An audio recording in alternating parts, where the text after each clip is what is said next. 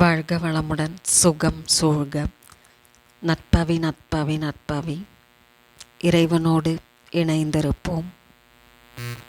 சகல சௌபாகியங்களையும் 16 செல்வங்களையும் அருளக்கூடிய ஸ்ரீ மகாலட்சுமி தேவியின் திருநாமங்கள் தினந்தோறும் ஜெபித்து பூஜை செய்து சகல நன்மைகளை ஸ்ரீ மகாலட்சுமி தாயாரின் பரிபூர்ண அருளையும் பெற்றுத்தரும்.